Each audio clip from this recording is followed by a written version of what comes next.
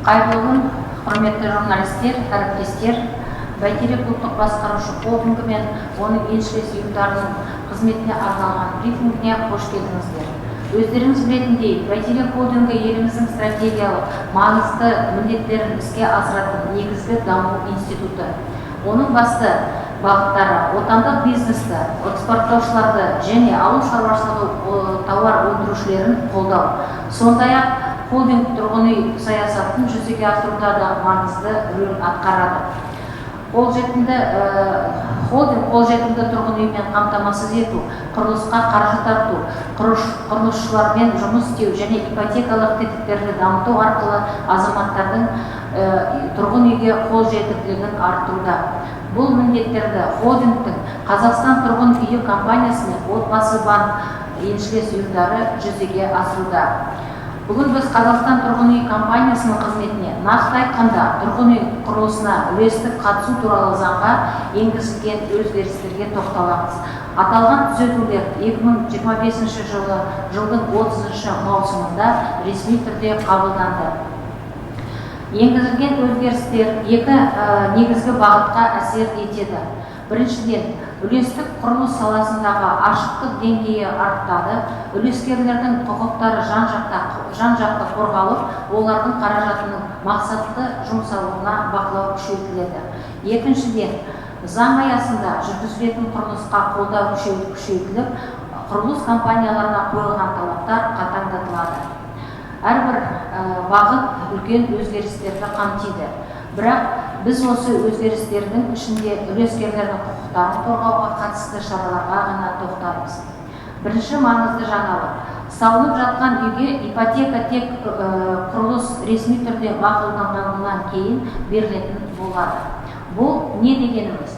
Енді заң бойынша құрылыс салушы халықтың ақшасын тарту үшін міндетті түрде Қазақстан тұрғын үй компаниясының кепілдігін немесе жергілікті жердегі әкімдіктің рұқсатын алу керек. Сонымен қатар құрылыс салушының қазір реестр жүйесінде үлестік қатысу келісімшарты тіркелу керек. Бұл азаматтардың қаржысын қорғауға арналған қосымша шара. Мысалы, Қазақстан тұрғын үй компаниясының мәліметі бойынша өткен жылы салынып жатқан үйлердің шамамен 67%, бұл 390 тұрғын үй кешені және 145 мыңнан астам пәтер құрылыс кезеңінде Қазақстан тұрғын үй компаниясының кепілдігінсіз және әкімдіктің рұқсатынсыз салынған. Мұндай заңсыз құрылыстар азаматтар үшін де, жалпы құрылыс саласының тұрақтылығы үшін де үлкен қауіп тудырады. Бір мысал келтірейін. Жақында бір құрылыс салушы әкімдіктің рұқсатынсыз банкпен келісіп, салынып жатқан үйден пәтер сата бастаған. Адамдар өз үйін немесе туыстарының үйін кепілге қойып, ипотека алған. Бір сәтте құрылыс салушы қаржылық қиындықтарға тап болып, одан әрі жұмыс істей алмай, құрылысты тоқтатқан. Нәтижесінде үлескерлер пәтерсіз және үлкен кредиттерге арқалап қала берген. Ал егер құрылыс салушыға Қазақстан тұрғын үй компаниясының кепілдігі болса, онда үй белгіленген мерзімде келісімшартқа сай және белгіленген бағамен салынады. Себебі Қазақстан тұрғын үй компаниясының кепілдігі үлескерлердің қаржысын қорғайды. Сондықтан барша азаматтарды құрылыс салушылық таңдаған кезде рұқсат құжаттарының бар жоғын міндетті түрде тексеруге шақырамыз. Екінші маңызды шара, құрылыс кезінде тұрғын үйді сату үшін алдын ала келісім шарттардың барлық түріне тыйым салу. Бұл бронтау келісім шарттары, алдын ала сатып алу, сату келісім шарттары, инвестициялау келісім шарттары және заңда жоқ басқа да қаржыландыру әдістері.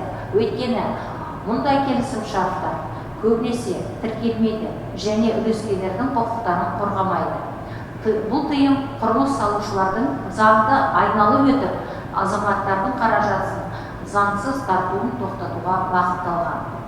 Қазақстанда тұрғын үйді тек үлестік қатысу туралы келісім шарт арқылы сатуға болады. Үлестік қатысу туралы шарттың үлгісі Қазақстан Республикасы ұлттық экономика министрінің бұйрығымен бекітілген және ол міндетті түрде қазір реестр жүйесінде тіркеледі. Үшінші маңызды өзгеріс. Енді үлескер мен құрылыс салушылар арасындағы барлық есеп айырысулар тек ақшасыз түрде жүргізіледі. Бұл дегеніміз, салынып жатқан тұрғын үйде төлемдер тек екінші деңгейлі банктер арқылы жүзеге асады. Мысалы, сіз құрылысы жүріп жатқан үйден пәтер сатып алуға шешім қабылдасаңыз, екінші деңгейлі банкке барып, қаражатты құрылыс компаниясының есепшотына аударасыз.